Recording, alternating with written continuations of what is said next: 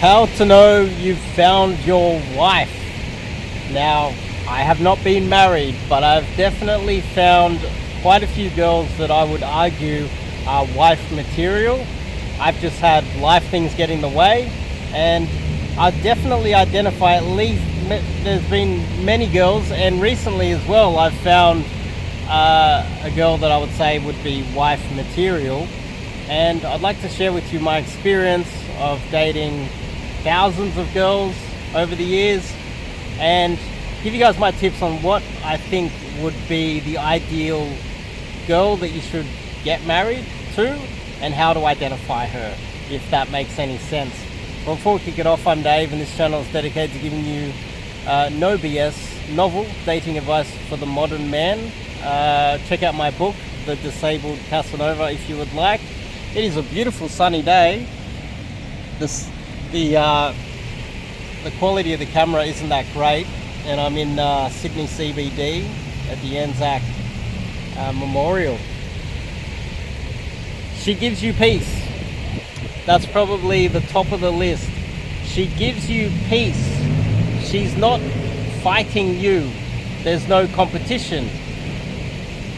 That gives you peace because you understand that you guys are a team.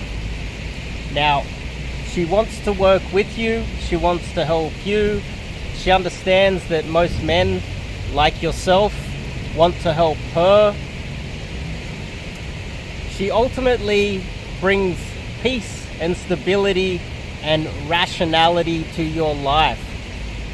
If she's emotional, if she's chucking tantrums for no reason, she's arguing with friends and family and people for no reason and yourself and causing you lots of stress for no reason, she's not wife material. You cannot fix her. You cannot argue your way through it. You need a girl that gives you peace. And to identify a girl that gives you peace, that takes time. So there's two aspects to that. You can't date a girl for 6 months or 1 month, maybe even a year, and she's giving you peace, and then you marry her up and then she gives you drama. It can take time. And I would argue that that time frame is 2 years. So from my experience, the most recent girl she's been a regular of mine for quite a few years, and I would say that she ticks all of those boxes. Gives me peace, isn't in a competition with me. We are a team, and we've known each other long enough for me to see all of the bad sides. The second part is, are you husband material? So it's really difficult for a lot of men out there to find a good wife when you're a bad husband. Are you husband material? Do you have some emotional instability? Are you carrying baggage? Do you have something wrong with yourself that you're going to be bringing to the table? If so, then you are not husband material. And if you are not husband material, there's very little or very few women on planet Earth that are going to make a good wife for you, because you're just not husband material. All you're doing is pretty much marrying your mum. That's going to cause a lot of troubles as it is. So you need to have a close look at yourself. Are you stable mentally? Are you rational? Are you supportive? Do you have any mental illnesses that might hold you back? Are you financially stable? Do you have anything that would be deemed to be something that a good husband would not do? Drug addiction, etc. If so, then you can go out there and try to find yourself a wife. But if you are not husband material, there's very few women on planet Earth that would actually make a good wife for you. The second aspect of that is, in the West, there's only possibly, 50% of the women that are available and within your age range that technically make up could be classified as wife material. I know a lot of people might say that it's 30% because there's a lot of bad marriages out there. You could say it's 50%, but the thing is, just because the divorce rate is 50% and 70% of marriages are unhappy marriages, a lot of those men are bad husbands. A lot of those men are bad men. So you got to calculate that out. I would say quite a lot of women would make good wives, but just to be safe, to find the perfect one, maybe 30%. Maybe 30%. I'm just throwing some random statistics out there that haven't been checked. Let's just say 30%.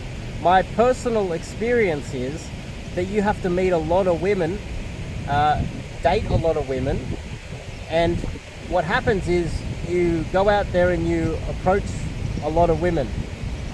The vast majority of them aren't going to date you. Out of that percentage that reject you, there's going to be a percentage that will come out and date you. Then after dating you, a percentage are not going to come back. The percentage that come back, you might sleep with her a few times, or a one-night stand, which is very common these days in the West, where women are actually more likely to look for a one-night stand than men. There's a lot of men out there, and that's not the top 10% of elite men that can sleep with whoever they want and they discard women all the time. I'm talking about a large percentage of women that will have a one-night stand with you and they won't come back. That's because in the West, there's a multitude of reasons why. I don't want to get into that, but there are a lot of women that would sleep with you once and then they won't come back. You might argue that that is because you're not good in bed. I would not argue that. That would just be feeding into the political enemy that hates men. And I don't think it's because you're good or bad in bed. I think it's because a lot of women just want to have their freedom and they want to be able to have one night stands, and they're more likely to want one more stands than men these days. And so that means that you're going to have trouble locking them in as a girlfriend in the first place. Out of those girls that you will start sleeping with, maybe out of a percentage of them, most of them, or a percentage will leave, but a small percentage will actually want to see you again, and then they might want to date you. I tend to believe it's the third time you've slept with her, it increases the probability to a percentage that you can tend to feel safe that she's going to stick around. And then you start dating her, and then it's just whether she sticks around or whether you guys have chemistry, whether it works out or not. And then I would argue, as I said to you guys previously, she needs to tick all the boxes of, is she creating drama? Like, does she give you peace and things like that? Does she tick all of the boxes, and do you tick all the boxes as a good husband, possible husband? And is she irrational? Is she fighting with you, battling with you, or are you guys working as a team? And then that cuts a percentage of the girls that you're dating, and she's coming back and you guys are in a relationship, down to a smaller percentage of girls that you would deem to be wife material. And then what you need is, I would argue, over a year. I would say 2 years is a safe bet, especially because of the society we live in and the amount of emotional baggage and damaged women with all the options that they have in society. You need 2 years to fully get to know her. That's what I would argue, over a year at least. Now, when you work your way through that process, that's going to require you to not only approach or find on dating apps or however you're meeting the girls in nightclubs or whatever, meet a lot of women. You need a lot of women coming in order to get to the small amount at the very end that you're actually dating and you might find as wife material. That's if you want to succeed in the marriage game. You want to find yourself a good wife material type of a woman. If you don't, just marry the first girl you meet in the nightclub at 2 a.m. Good luck. Or meet a few girls on Tinder and just pick the hottest one, and fingers crossed everything's going to be okay. My argument here is that you need a large amount of volume of girls coming in if you want to do it properly and find a good wife that will stick with you for thick and thin and through to the rest of your life. It's going to take time. It's going to take you to meet a lot of girls if you want to get the best possible wife and be in that 30% of successful marriages that last. And I don't know what percentage of that 30% that last that are extremely happy. Probably a smaller percentage as it is. If you want to be in that small percentage, you have to put in the work. This is one of the biggest decisions that you're going to make in your life. Why not make sure that you get it right? And that means you're going to have to meet a lot of girls and date a lot of girls, and then get them to the stage where you're sleeping with them and they leave because they just want a one-night stand, because that's women today. And then you eventually got to get down to the small amount that you're actually dating and taking seriously. That's going to take a lot of work. And that's why when I teach you guys cold approach, I take you guys out here and teach you to meet lots of women. And that's why. It's not because we're looking for one-night stands. That's what women are doing these days. A lot of men are looking for a serious relationship and a wife. And that's what I'm trying to help them to do. Trying to avoid the apps of damaged women online. The drunken, emotionally damaged, not all, but some whores in the nightclubs. So then we get to, if you're looking for a wife, this is going to take a lot of work. You would have to do it properly if you want to be successful. It's one of the most important decisions of your life. And unfortunately, this is possibly the best way to do it. And it's going to take a lot of work. So, I could go into a lot more depth on this, but this video is already long enough as it is. But you kind of get the basics of what I'm saying here. We've covered quite a bit of ground here. The other aspect is you might have, I will throw one more thing in. Here's the bonus one. Guys often say that you need to marry the ugly girl. I would argue that that is not 100% true. There are a lot of beautiful girls out there that don't have high body counts and are whores. Not all the hot ones cave into all of the men's attention. There's a lot of good ones out there.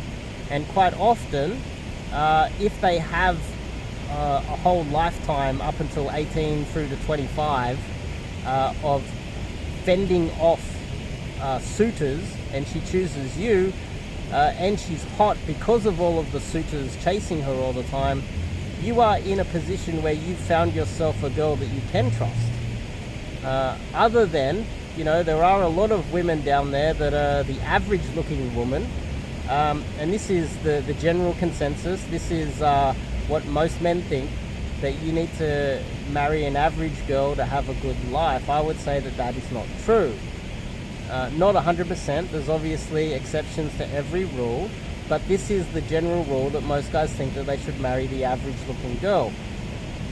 I would argue that the average looking girl would have, if she slept around a little bit, she might have slept with a bunch of guys that are way more better looking than her, and she'll be carrying that damage and that baggage with her. She'll be pining after the guys that she lost. So I would argue that the average girl, you're more likely to have mental baggage and damage.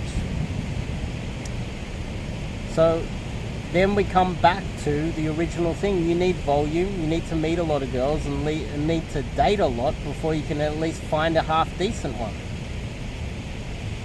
That's going to take time and effort. And I would argue that the good-looking girl that has a lot of experience in fending off so many men that are always trying to pick her up and date her, and she's used to that and she chooses you, is more likely, as long as she passes the other tests, that you guys work as a team, she doesn't cause you drama and have all these emotional issues, she gives you peace, you trust her, and you're actually husband material yourself. And there's a whole load more other things that I would look in a wife, and you've got the 2 years to really get to know her. That would be a far better option. The better looking girl is more solid, I would say, not just because your loins want the hot girl. It's because she's more loyal, because she's just used to fending off men all the time. So anyway, I can go in a lot more depth in this one, but I think I'll leave it at that because this video is too long as it is. I'll see you guys in the next one.